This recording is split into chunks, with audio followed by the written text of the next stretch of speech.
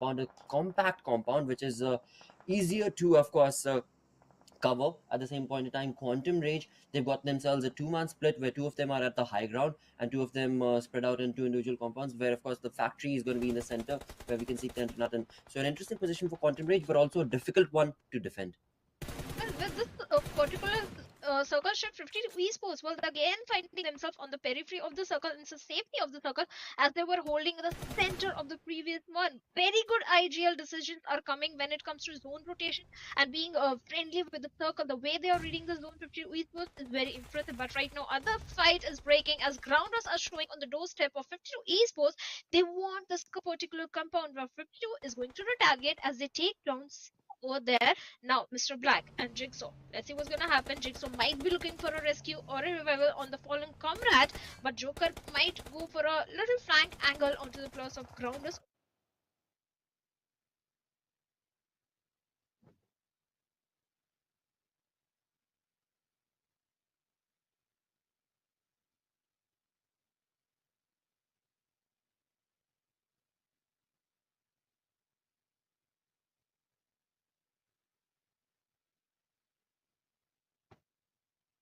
Over there. Let's see what's gonna happen because for 2 esports, this is every single game is a very crucial this particular day specifically as they are trying.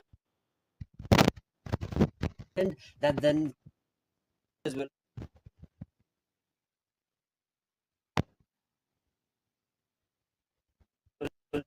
For now, at the same point in time, 50 esports players, they are divided, and from the rear, as we were talking about it, TMW has pushed on where Mojo has already been brought down. Of course, his teammate Jojo has already gone down. This is a very difficult position for 50 esports, but they seem to have been able to at least repel TMW and now have an opportunity to get the revival before the grounders make a push. Now, the grounders are going to be careful as well because they are a two-man army, and with that goes my approach, an opportunity of getting that perfect third or rather fifth prediction, because the Bubblue team has been eliminated as they try to make the rotation from the south. Magnus have been the one who have been very, very carefully positioned, and the team of Magnus right now has a very good chance of bringing down a lot many of these players, as 50 esports as well as the grounders. They are going to have to once again make a push as the zone is now going to be constricting and the blues is going to be catching up to them. In fact, the zone has moved away to such an outer opening that all these teams are going to be forced out of their compounds, which in turn is going to be, well, for now, a very difficult conversion. But the numbers advantage is the team for which Magnus is standing, and that is in turn they can be the one who will be hopefully able to get the game. But it is still too far out a debate to even anticipate or predict, because 17 players, 5 teams remain, as we have Qureshi Sports' 3 players, Jaguar, Sadarji, along with, of course, their teammate Hasni, who are going to be running in towards the zone. Jaguar has already reached the zone. On the other front, R3D Esports' players taken a safe approach right here. R3D is playing it safe. They're trying to hold on to the compound and bring down as many other rotating teams as they possibly can. With the three-man approach, they're playing it safe. Let's see for how long are they going to be able to do this. Well, certainly, but with that, our three Hawk gets taken down by the players of Quantum Rage who are trying to move inside the circle right now from the eastern side.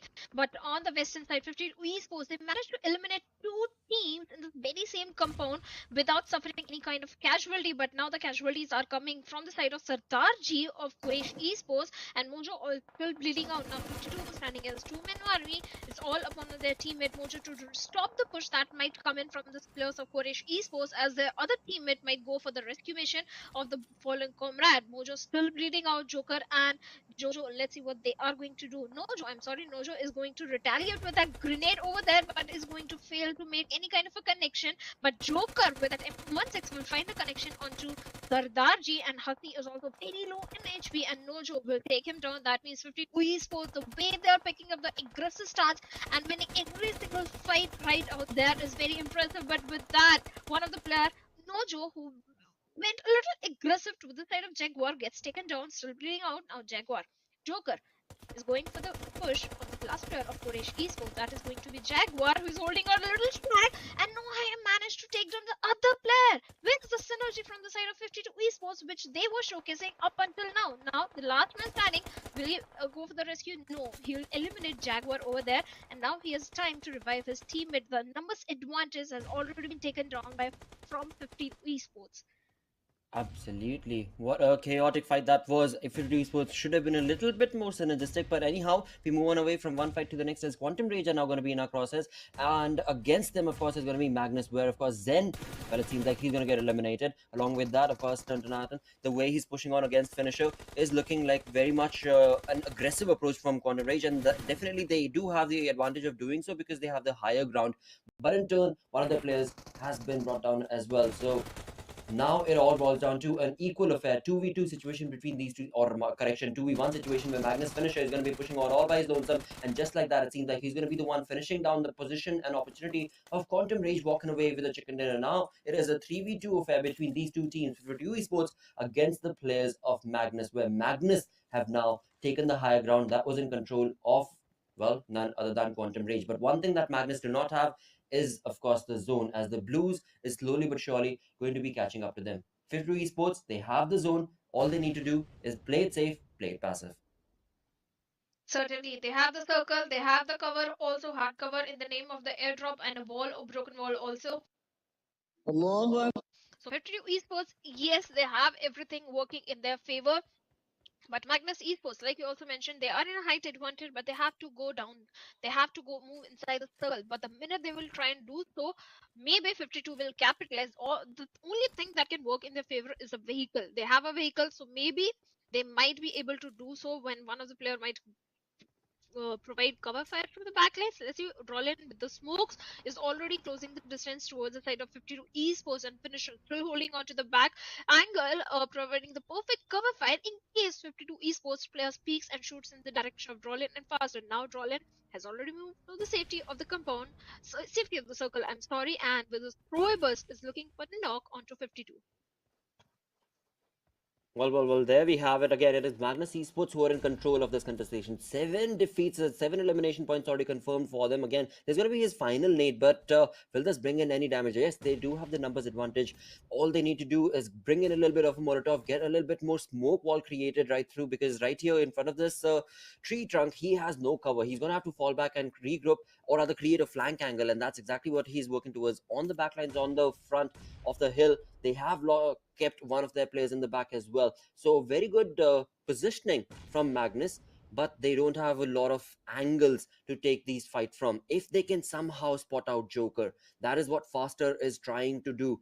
And along with that, Joker, what a perfect read from him as well. But we can clearly see that the zone is slowly but surely constricting and now has moved away from the players of 52 esports, where in turn Nojo has brought the numbers equalized. It is a 2v2 affair between these two teams now. Drawlin and Faster. It all boils down to how are they going to be approaching this, because Nojo and Joker, they are in such a safe position and spot. But the only thing is, where exactly is the zone? Well, the zone is in favor of Magnus. So as soon as Joker gets out of this position, gets behind outside this wall, he's going to be out in the open. He needs to jump for depth. He needs to run for that depth right in front of him. That is the only way he can find a little bit of cover. And that is what they're going to be doing, where Nojo draws the fire from the side of course, Magnus, and Joker should be able to push on ahead. And that is exactly what he's doing. And this is where we should be able to see a perfect synergistic approach from 52 Esports. But sadly, it is going to be taken away. And the chance from them is going to be stolen away, rather, because it is going to be none other than Magnus walking away with a perfect chicken dinner for themselves. 9 eliminations. Of course, there's no question about it. In the overall ranking, they are sitting on the first spot, 24 points more added on in their tally. Well, certainly, this is the day when the top team can go all YOLO, all gun blazing, and they are certainly doing so. Magnus Esports getting another win for themselves. They were struggling a little bit, but the consistency was never missing from their side. And this particular win, the 15 placement points and 9 eliminations.